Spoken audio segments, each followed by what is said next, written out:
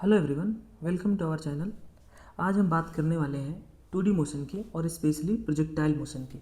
सबसे पहले ये समझते हैं कि हमारे पास 2D मोशन क्या होता है।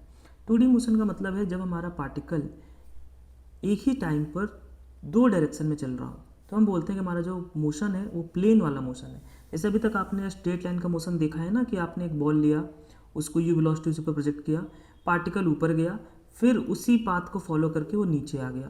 तो ये एक यूनी डायरेक्शनल मोशन था, मतलब पार्टिकल केवल एक डायरेक्शन में चल रहा था। और आपने इस तरह के मोशन को स्टडी किया अभी इससे पहले वाले चैप्टर में, motion in a straight line. अब ये हम जो इस चैप्टर में क्या करने वाले हैं, बात एक प्लेन वाले मोशन की बात करने वाले हैं। मतलब एक ही टाइम पर आप एक्स डायरेक्शन में भी चल रहे होंगे और वाई डायरेक्शन में भी चल रहे होंगे। सिमिलरली जैसे आपने एक बॉल को ऐसे प्रोजेक्ट किया, मान लो किसी थीटा एंगल पर, तो एक ही समय पर ये जो बॉल है वो थोड़ा एक्स में चल रहा है और थोड़ा वाई में चल रहा है। तो इस तरह के मोशन को हम बोलते हैं मोशन ऑन अ प्लेन और 2D मोशन। इसके कुछ और एग्जाम्पल हैं, जैसे मान लो हमारे पास ये एक रिवर है और ये रिवर हमारे पास इस तरह, हमारे पास देखना ध्यान से, ये रिवर वी वेलोसिटी इधर जा रही है। आप यहाँ पर हो और आप है जो सामने रिवर क्रॉस करने की कोशिश कर रहे हो, तो आप क्या बोलोगे कि सर हम तो जाना चाहते थे इस डायरेक्शन में, लेकिन रिवर आपको इस डायरेक्शन में भी लेके जाएगी। तो फाइनली आप कहाँ जाओगे? सर फाइनली हम इधर कहीं पहुँच रहे होंगे, हम थोड़ा एक्स में भी चल रहे होंगे और थोड़ा वाई में भी चल रहे होंगे। तो ये इस तरह के जो मोशन होते हैं इसे हम बोलते हैं 2D मोशन, जहाँ पर आप एक ही समय पर दो डायरेक्शन में चलते हैं। प्रोजेक्टाइल मोशन क्या होता है बच्चे? प्रोजेक्टाइल मोशन इस 2D मोशन को स्पेशल टाइप, जहाँ पर हम एक बॉल को क्या करने वाले हैं, किसी थीटा एंगल पर यू वेलोसिटी से प्रोजेक्ट करने वाले हैं। अब आपने इस बॉल को यू वेलोसिटी से प्रोजेक्ट कर दिया थीटा एंगल पर, बात सही है। अब ये इस तरीके कोई पाथ फॉलो कर रहा है, ठीक है। अब एक ही समय पे हमारा जो बॉल है वो एक्स में भी चल रहा है और वाई में भी चल रहा है। कुछ टाइम बाद बॉल यहाँ पहुँचेगा, कुछ टाइम बाद बॉल अपने मैक्सिमम हाइट पर होगा, कुछ टाइम बाद ये वापस नीचे आना शुरू कर देगा। तो ध्यान से देखो ये बॉल की जर्नी कैसी है। इस बॉल की जर्नी को देखना है तो आप समझ लो आपका फेवरेट क्रिकेटर है, मान लो आपका फेवरेट क्रिकेटर हमारे पास धोनी है। मान लो धोनी ने यहाँ पे 6 मारा और ये 6 हमारे पास इस तरीके से बॉल हवा में है। तो आप ध्यान से देखो इस बॉल को, अगर मोशन को देखोगे तो आप बोलोगे सर ये जो बॉल है ना थोड़ा एक्स में चल रहा है और थोड़ा वाई में चल रहा है। सपोज करो आपको इस पॉइंट नंबर 1 पे पहुंचना है। इस पॉइंट नंबर 1 पे पहुंचने के लिए आप एक्स में थोड़ा चल लो और थोड़ा वाई में चल लो। तो मैं प्रोजेक्टाइल मोशन को इस तरह नहीं सिखाने वाला कि ये हमारे पास एक 2D मोशन है। मैं आपको बोल रहा हूँ कि आप इसको 2D मोशन की तरह ना देखें। आप देखें यहाँ पर दो 1D मोशन हो रहा है। क्या हो रहा है बच्चे? 1D motion. एक 1D मोशन कहाँ हो रहा है? एक्स में हो रहा है। और एक 1D मोशन कहाँ हो रहा है? वाई में हो रहा है। तो हम बेसिकली प्रोजेक्टाइल मोशन को किस तरह देखने वाले हैं, ये 2D मोशन को किस तरह देखने वाले हैं, हम इसको दो 1D मोशन की तरह देखने वाले हैं। क्योंकि आप 1D मोशन से काफ़ी फेमिलियर है तो आपको 2D मोशन भी काफ़ी ईजी समझ में आ जाएगा अगर आप 1D मोशन अच्छे से जानते हो। तो मेरा जो कॉन्सेप्ट है पढ़ाने का तरीका इस तरह का है कि आप अगर 1D मोशन जानते हो तो आपको 2D मोशन भी आता है। चलिए इन सारे फॉर्मूलों पर तो हम बाद में आएंगे, पहले हम थोड़ा इसका एक डायग्रामेटिकली इन चीज़ों को अच्छे से समझते हैं। कि सर हमारे पास ये हमारा एक्स एक्सिस है और ये हमारा वाई एक्सिस है। आपने एक बॉल लिया और उसे आपने थीटा एंगल पर प्रोजेक्ट किया और ये इस तरीके का पाथ फॉलो कर रहा है, ठीक है सर। अब आप मुझे बताओ, ये आपने यू वेलोसिटी दी है थीटा एंगल पे। अगर मैं आपसे बोलूं कि इस वेलोसिटी का, यू वेलोसिटी का एक्स डायरेक्शन में कंपोनेंट क्या होगा, तो क्या आप बता सकते हैं सर? मैंने कहा सर हमने सीखा था, क्या सीखा है? हमने सीखा है सर कि किसी भी वेक्टर का अगर हमें मालूम है किसी एक्सिस के साथ एंगल, अगर ये यू है तो इसका जिसके साथ एंगल मालूम है उधर क्या आता है? You cos theta. और उसके परपेंडिकुलर डायरेक्शन में क्या आता है? वो आता है सर यू साइन थीटा। तो यहाँ पर हमारे पास ये वाला कंपोनेंट होगा यू कॉस थीटा और ये वाला जो कंपोनेंट है वाई डायरेक्शन का ये हो जाएगा यू साइन थीटा। मैंने कहा ठीक है, इसमें कोई दिक्कत की बात नहीं है। मैं आपको बोल रहा हूँ कि आप प्रोजेक्टाइल मोशन को दो 1D मोशन की तरह देखो, मतलब आप एक्स डायरेक्शन को अलग देखो और वाई डायरेक्शन को अलग देखो। अगर आप एक्स डायरेक्शन को देखोगे तो एक्स डायरेक्शन में जो वेलोसिटी है वो कितना है? सर एक्स डायरेक्शन में जो वेलोसिटी है वो यू कॉस थीटा है। वाई डायरेक्शन में वेलोसिटी कितना है? इनिशियल वेलोसिटी देखो, इनिशियल वेलोसिटी आपने यू वेलोसिटी दिया है ना, यू वेलोसिटी किस एंगल के साथ दिया है? थीटा एंगल के साथ। थीटा किसके साथ बना रहा है? एक्स एक्सिस के साथ। तो ये वाला वेलोसिटी कितना होगा? You cos theta. और ये वाला वेलोसिटी कितना होगा? You sine theta. मतलब वाई डायरेक्शन में जो इनिशियल वेलोसिटी है वो क्या हो जाएगा? यू साइन थीटा हो जाएगा। अब सोचो ध्यान से, क्या एक्स डायरेक्शन में कोई एक्सेलरेशन है?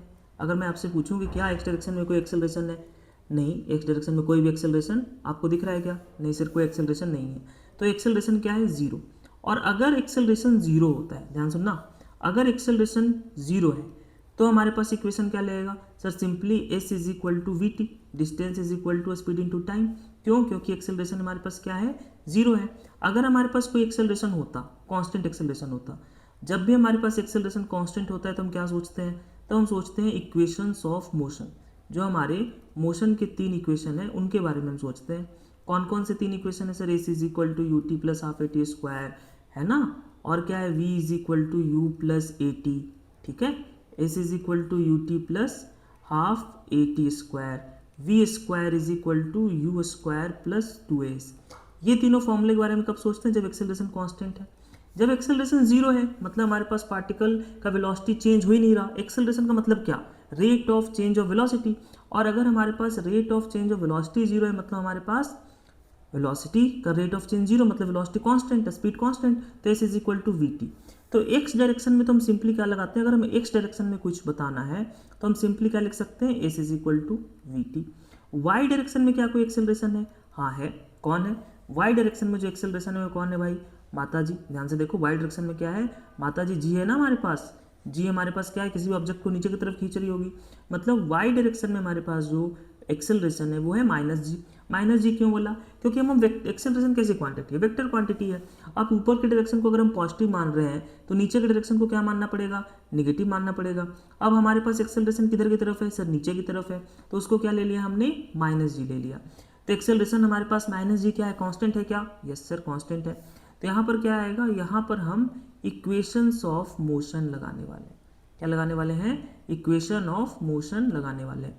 सर ये सारी बातें हम क्यों जान रहे हैं, हम ये सारी बात इसलिए जान रहे हैं ताकि, क्योंकि आपसे नॉर्मली प्रोजेक्टाइल मोशन की जब भी बात की जाएगी ना तो आपसे कुछ सवाल पूछे जाएंगे।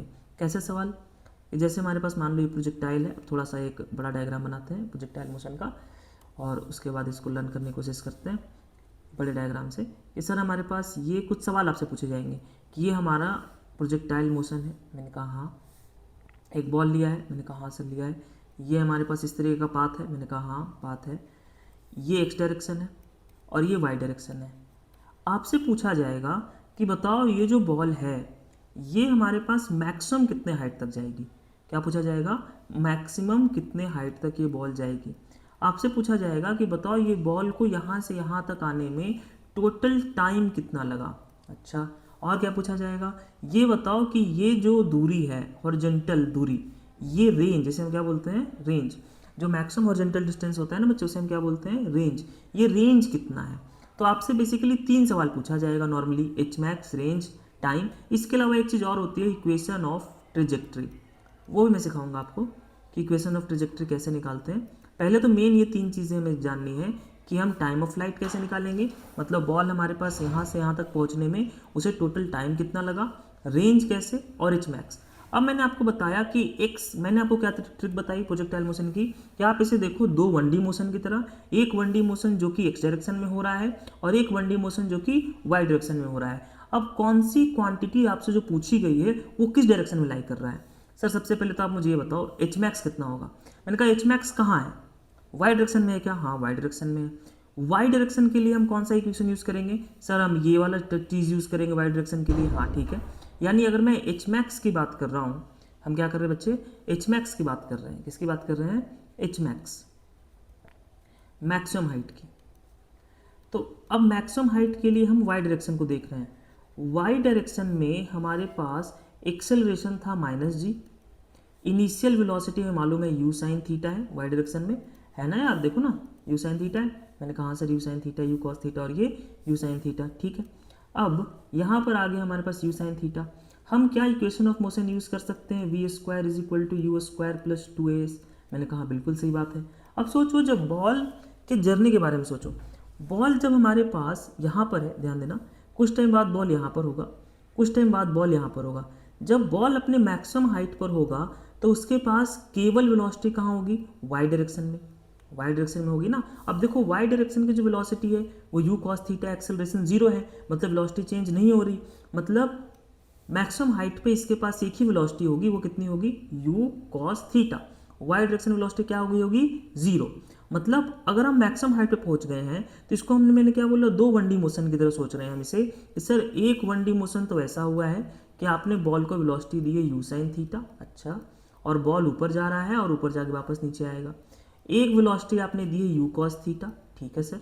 इन दोनों को अगर आप जोड़ दोगे तो आपको क्या दिखेगा, प्रोजेक्टाइल मोशन दिखेगा। मैंने कहा बिल्कुल सही बात है, इसमें कोई दिक्कत नहीं है। और इन दोनों को रिलेट करने वाली क्वांटिटी कौन है, इन दोनों को रिलेट करने वाली क्वांटिटी है टाइम। क्या है बच्चे, टाइम।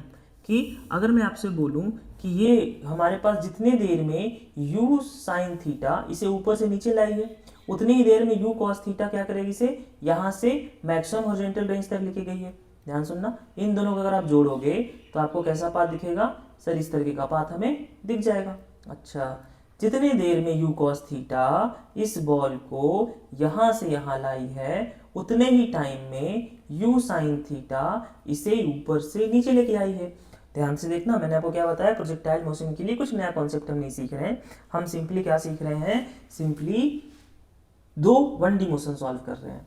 अब मैक्सिमम हाइट पे हमारे पास वेलोसिटी क्या हो गई, 0 हो गई वाई डायरेक्शन में। इनिशियल वेलोसिटी कितनी थी, सर ये u sin थीटा थी, इसका क्या आ जाएगा स्क्वायर प्लस का 2s, अब हमारे पास माइनस का 2g, s मतलब h मैक्स है ना, मैक्सिमम हाइट की बात कर रहे हैं, h मैक्स। मैंने कहा ठीक है सर।